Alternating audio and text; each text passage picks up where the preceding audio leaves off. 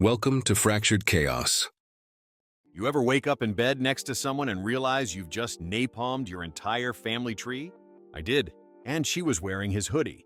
My father's University of Michigan hoodie, the one he wore every Sunday morning for 23 years straight while reading the paper and pretending he gave a damn about our lives. Yeah, I slept with my dad's new wife. And that's not even the part that'll turn Thanksgiving into a Jerry Springer episode. She's pregnant, and I might be the father. Or he might be. Vegas odds are currently unclear. But let's rewind this train wreck, shall we? My name's Sean, and up until 6 months ago, I thought I understood how families worked. My dad, Richard, 60 years old, insurance adjuster, the kind of guy who irons his jeans and calls the police when his neighbor's music goes past 9 p.m. My mom, Linda, 58, Sunday school teacher, collects ceramic angels, makes a mean tuna casserole, and hasn't said the word damn out loud since 1987. 40 years of marriage, church every Sunday, Christmas cards with forced smiles, real, we don't air our dirty laundry because what would the Johnsons think types. So when Dad decided to detonate our Norman Rockwell painting, it was like watching someone throw a Molotov cocktail into a Hallmark store. He didn't just leave Mom, he ghosted all of us. Left a post-it note on the fridge, and I'm not kidding here, that said, gone fishing indefinitely. R. Next to a stack of divorce papers, like he was requesting time off from being a human being. Changed his phone number, blocked me and my sister on everything. 32 years of being his son, erased faster than you can delete your browser history when your girlfriend walks in. 3 months of radio silence, Mom crying into her coffee every morning. My sister Amanda calling me at 2 a.m. wondering if we should file a missing person report or just change the locks. Then Dad resurfaced. On Instagram. Not a phone call, not a letter. Instagram. There he was, grinning like he'd just won the lottery, arm wrapped around a woman who looked like she'd stepped out of a reality show about aspiring influencers. All teeth and highlights, and the kind of curves that require significant financial investment. Her name? Brittany, with 2 T's, because of course it was. 28 years old. 28. I'm 32. This woman is closer to my age than to his, and somehow that wasn't the most disturbing part. The caption read, "New beginnings with my beautiful wife." They got married in Vegas, some drive-through chapel with an Elvis impersonator and a photographer who charged extra for the premium romance package. No invite, no heads up, no acknowledgement that he had a family who might want to know he wasn't dead in a ditch somewhere. Want to know how my mom found out about the wedding? A Facebook comment. Some woman from her book club saw the post and commented, "Congratulations," on one of Mom's old photos. You know, thinking she knew. Thinking this was some beautiful renewal of vows or something. Mom had to Google her own husband to find out he'd remarried. But here's the kicker. The detail that turned this whole mess from tragic to absolutely diabolical. Brittany used to babysit my sister's kids. She knew our family, knew our house, knew where we kept the spare key and that Mom always made too much food and that Dad fell asleep in his recliner every night watching the History Channel. She'd been in our living room, eaten at our dinner table. Hell, she'd probably used our bathroom. And now she was sleeping in my parents' bed. First time I saw Brittany in person post-wedding was at some backyard barbecue she threw. At Dad's house. Sorry, their house.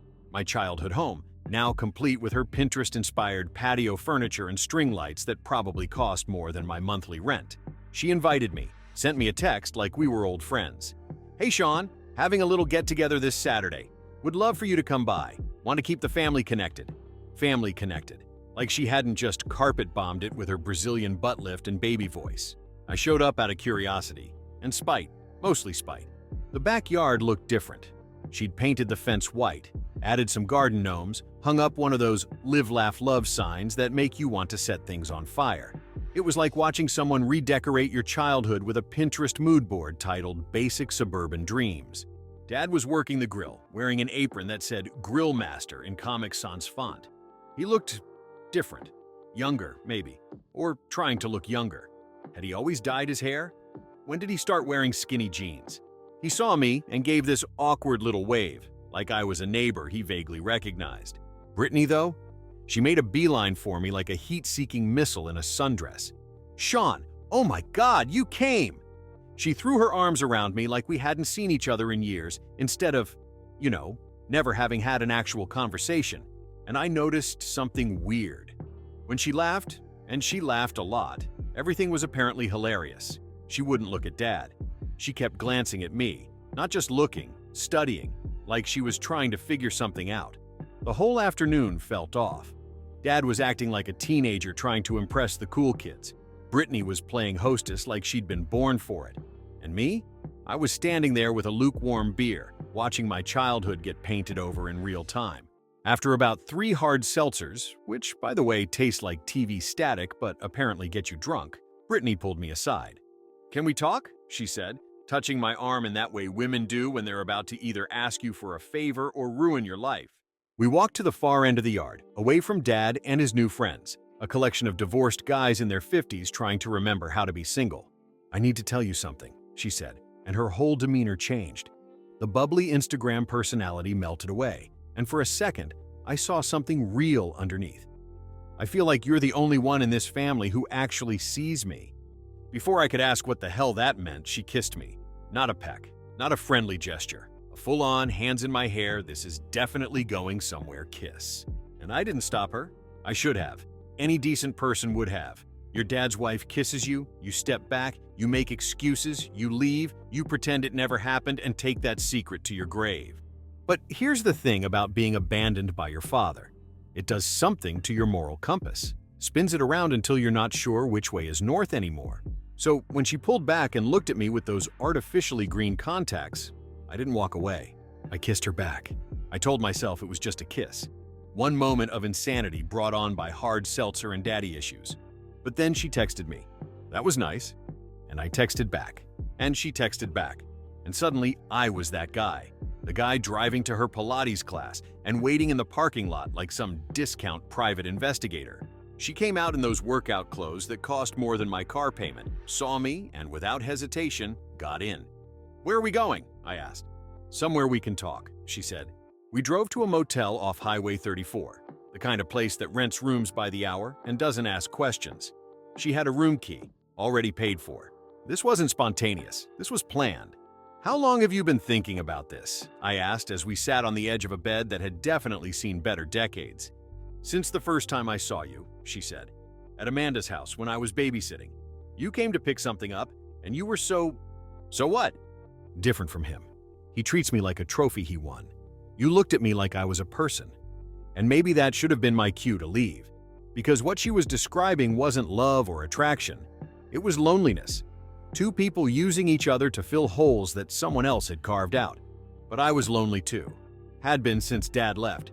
Since I realized that 32 years of being someone's son could evaporate faster than morning dew. So I stayed. We met 6 times over the next month. Same motel, same time, same unspoken agreement that we wouldn't talk about what this was or where it was going. The 6th time, she showed up wearing one of his shirts. That Michigan hoodie I mentioned earlier. "Seems fitting," she said when she caught me staring. Afterward, she was getting dressed in front of the mirror, buttoning up his shirt, and she said something that should have been a warning. "You know, if I ever got pregnant, I wouldn't even tell him. Some secrets are too dangerous." 2 weeks later, she sent me a photo of a pregnancy test. 2 pink lines. Now I'm pacing my apartment every night like I'm rehearsing for a nervous breakdown, wearing a path in my carpet between the kitchen and the living room, checking my phone every 5 minutes like it's going to magically provide answers to questions I'm too scared to ask. Brittany won't say whose it is, says it's too early for a paternity test, that we need to wait until it's safe. But I've done the math. I know when we were together, I know the timing. And Dad, he's over the moon. Posted the sonogram on Facebook with the caption, "Legacy continues. The man who disowned his existing children is celebrating the possibility of a new one." The irony is so thick you could cut it with a knife and serve it at his next barbecue. My mom found out about the pregnancy from my sister, who found out from her kids, who heard it from Brittany at some family gathering I wasn't invited to. But here's where it gets really twisted. Brittany asked if I could be the godfather. The godfather. Let that sink in for a minute. She wants me to be the spiritual guardian of a child that might be mine, while married to my father, who might think he's the father. It's like a Maury Povich episode directed by the Coen brothers. When Mom heard about the godfather request, she put 2 and 2 together. She might collect ceramic angels and make tuna casserole, but she's not stupid. She hasn't spoken to me since. Called me once, actually. 3 in the morning. I was half asleep when I answered. "Sean?" "Yeah, Mom?" Long pause. I could hear her breathing. "How could you?" Click. My sister blocked me on everything. Won't return my calls. Her kids, my nephews, who used to think Uncle Sean was the coolest guy in the world, they don't even know I exist anymore. And Brittany? She's acting like nothing happened. Still texting me, still making plans. We could be together eventually, she said during our last conversation. After things settle down, after the baby comes, we could make this work. Like we're star-crossed lovers, instead of two people who made the worst possible decision at the worst possible time. Last week, Dad found out. Don't know how. Maybe Brittany told him. Maybe he figured it out. Maybe Karma has a sense of humor and decided it was time for the big reveal. He sent me a message, not a call, not a face-to-face confrontation, a DM on Instagram, where this whole mess started. One line, "You're dead to me." I left it on read. What was I supposed to say? Sorry I slept with your wife, but in my defense, you abandoned me first? Actually, Dad, I might be about to become an uncle and a father simultaneously. There are no words for this level of dysfunction. Sometimes I lie awake at night asking myself why I did it. Was it revenge? Was it validation? Was I trying to prove something? Was I just so desperate to feel connected to someone that I ignored every red flag and moral boundary? But here's the truth no one wants to hear. Brittany was a mirror. She reflected everything Dad taught me about love, that it's conditional, performative, and transactional, that it can be turned on and off like a faucet. That promises don't mean anything if a better offer comes along. She played the same game he did, made me feel special, chosen, important, then used that feeling to get what she wanted. The difference is, she was better at it than he was. She's keeping the baby, no paternity test until after it's born, says she wants to protect everyone involved. Last time we talked, she laid out her plan. We'll raise it together. Never tell him the truth. Let him think he's the father and you can be, I don't know, the cool uncle who's always around. And you know what I said? I said okay. Because if my dad can walk away from a family after 40 years and pretend we don't exist, maybe starting over is hereditary. Maybe some legacies are worth breaking. Maybe some family trees need to be cut down before they can grow back healthy. Funny how legacies work, isn't it? My dad spent 40 years building something. A marriage, a family, a life that looked good from the outside. Then he burned it all down for a woman half his age and a chance to feel young again. Now I'm about to become either a father or a brother to a child who might carry my DNA but will never know it. A child who will grow up thinking their grandfather is their father and their father is just some guy who hangs around too much. And the woman at the center of it all? She gets everything she wanted.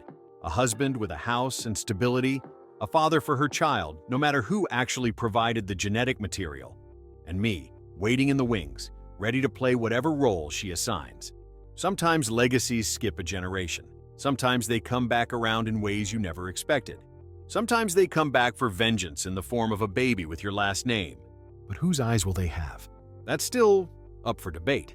And maybe that's the real legacy here. Not the child, not the family we destroyed, not the relationships we burned to the ground. Maybe it's the uncertainty, the knowledge that some secrets are too big to keep and too dangerous to tell, that some choices echo through generations, creating ripples that turn into waves that turn into tsunamis. My dad wanted a legacy, something to outlast him, something to prove he mattered. Well, Dad, congratulations. You got one, just not the one you were expecting.